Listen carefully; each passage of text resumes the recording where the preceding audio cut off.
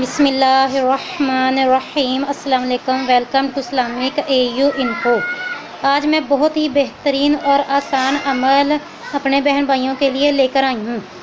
تو روزے کا عمل، روزے کے بارے میں آپ کو بتاؤں گی۔ حضرت سیدنا ابو امامہ رضی اللہ تعالیٰ عنہ فرماتے ہیں، میں نے عرض کی یا رسول اللہ صلی اللہ علیہ وسلم مجھے کوئی عمل بتائیے۔ ارشاد فرمایا روزے رکھا کرو کیونکہ اس جیسا عمل کوئی بھی نہیں۔ میں نے پھر عرض کی مجھے کوئی ایسا عمل بتائیے کہ اس کی مثل کوئی عمل نہ ہو۔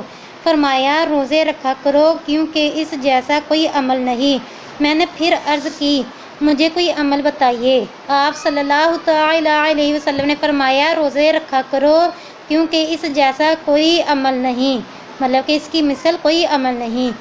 یہ حدیث مبارکہ کو سنائیے۔ دیکھیں روزے کی مثل کوئی عمل نہیں، کیونکہ روزے دار اور اللہ تعالیٰ، ان دونوں کے معاملات اللہ تعالیٰ کے درمیان ہوتے ہیں کہ اللہ کو پتہ ہے اور روزے دار کو پتہ ہے کہ میں نے روزہ رکھا ہے۔ تو روزے کی فضیلت بہت زیادہ ہے، روزے رکھنا بہت زیادہ ثواب کا کام ہے۔ حضرت سیدنا ابو ہریرہ رضی اللہ تعالیٰ عنہ سے روایت ہے کہ سرکار صلی اللہ علیہ وسلم نے فرمایا جہاد کیا کرو خود کفیل ہو جاؤ گے، روزے رکھا کرو تندرست ہو جاؤ گے، اور سفر کیا کرو غنی یعنی مالدار ہو جاؤ گے، مطلب کہ حج کرو گے اگر تو مالدار ہو جاؤ گے، اور روزے رکھو گے تو تندرست ہو جاؤ گے، کیونکہ روزہ اپنے جسم کی زکوٰۃ ہے۔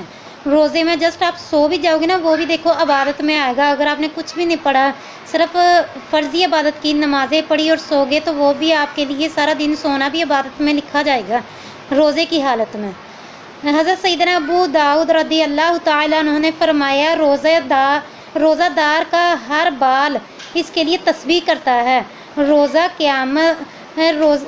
قیامت عرش کے نیچے روزے داروں کے لیے موتیوں اور جوہر سے جڑا ہوا سونے کا ایک ایسا دسترخوان بچھایا جائے گا جو احاطہ دنیا کے برابر ہوگا۔ اس پر قسم قسم کے جنتی کھانے، مشروب اور پھل فروٹ ہوں گے۔ وہ کھائیں گے، پیئیں گے اور عیش و عشرت میں ہوں گے، حالانکہ لوگ سخت حساب میں ہوں گے۔ حضرت سیدنا بریدہ رضی اللہ تعالیٰ عنہ سے مروی ہے کہ نبی اکرم صلی اللہ تعالیٰ علیہ وآلہ وصحبہ وبارک وسلم نے حضرت سیدنا بلال رضی اللہ تعالیٰ عنہ سے فرمایا اے بلال آؤ ناشتہ کریں۔ تو حضرت بلال رضی اللہ تعالیٰ عنہ نے فرمایا کہ میں روزے سے ہوں۔ تو رسول صلی اللہ تعالیٰ علیہ وسلم نے فرمایا ہم اپنا رزق کھا رہے ہیں اور بلال رضی اللہ تعالیٰ عنہ کا رزق جنت میں بڑھ رہا ہے۔ پھر فرمایا اے بلال کیا تمہیں معلوم ہے کہ جتنی دیر تک روزہ دار کے سامنے کھایا جاتا رہے گا تو اس کی ہڈیاں اس کے لیے تسبیح کرتی رہیں گی اور ملائکہ اس کے لیے استغفار کرتے رہیں گے، مطلب کہ فرشتے اس کے لیے استغفار کریں گے اور اس کی ہڈیاں اس کے لیے تسبیح کریں گی۔ روزہ کی حالت میں مرنے کی فضیلت بھی آپ کو بتا دیتی ہوں۔